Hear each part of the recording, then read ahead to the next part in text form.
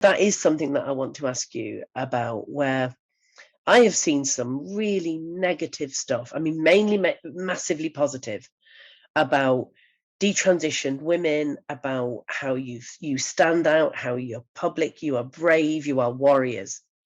Then there's a little group of quite nasty kind of mean girls who do the whole, they've betrayed us. How could they do that? This is terrible. Um, do you ever come across any of that kind of negativity? Yeah, yeah, definitely. Um, it's just there's just I don't know. I think a lot of groups of people are I don't know, there's just a you want someone to pick on, you know? I mean, and I there are very real ways in which transition is not reflective of feminist values or of solidarity with women, you know? I mean, it's not. It's a individual, it's a personal medical like kind of consumerist solution to the problem. So, I mean, there's an element of truth there. It's just that, you know, everyone the idea that any that women as a whole or lesbians as a whole are more hurt by someone's transition than she personally is. If you think transition is a bad thing, then the person who experienced her own transition is the most harmed by it, you know? Right.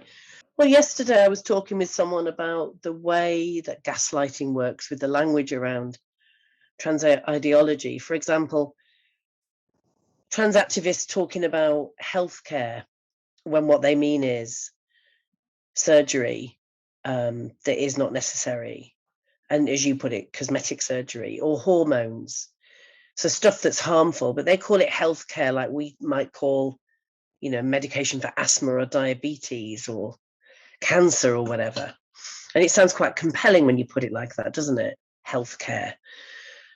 But actually, healthcare really does apply to detransitioned women and men, obviously. But this is healthcare that you're having to access now. I mean, how do you see the future of developing treatment and medicine and aftercare for detransitioned women? It must be quite complex. It'd be really great if we could do coalition work with transgender people on this. It'd be really nice if we could get along and play nice, you know? Um, because a lot of the needs are the same. A lot of things that detransition people need would improve healthcare for trans people. Would be research.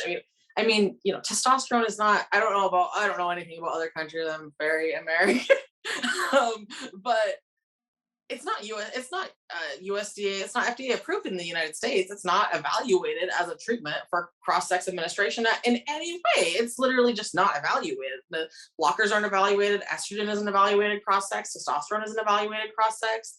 Like that is a healthcare need we have in common. We should all be using evidence-based medicine that has been evaluated for the purpose it's being used for. A lot of people who are trans do stop hormones at some point in their life permanently or temporarily.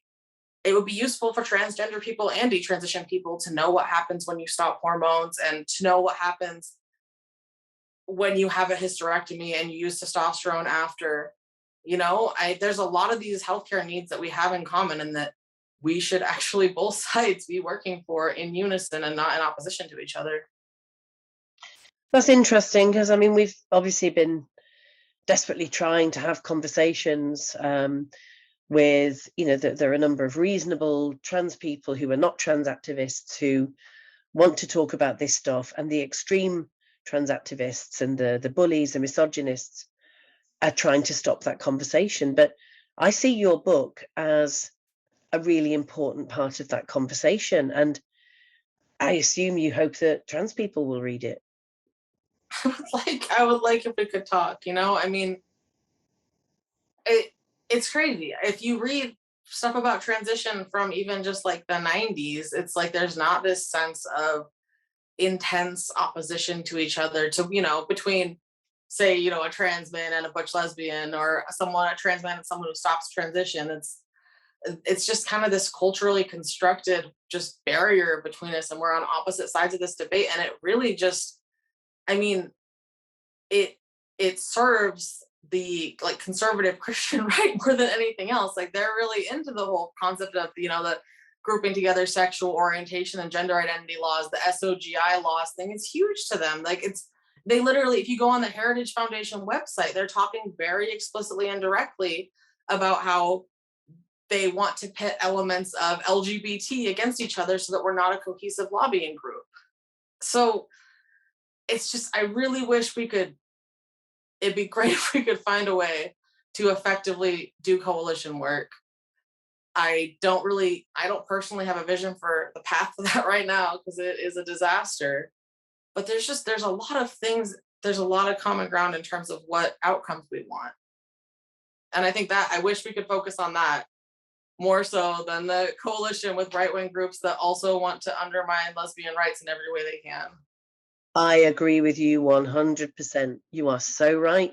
It's a dangerous path. Our enemies use it against us. We're shoring up the power of those religious fundamentalists and right-wingers to stop access to abortion and, as you say, roll back lesbian rights and rights of women.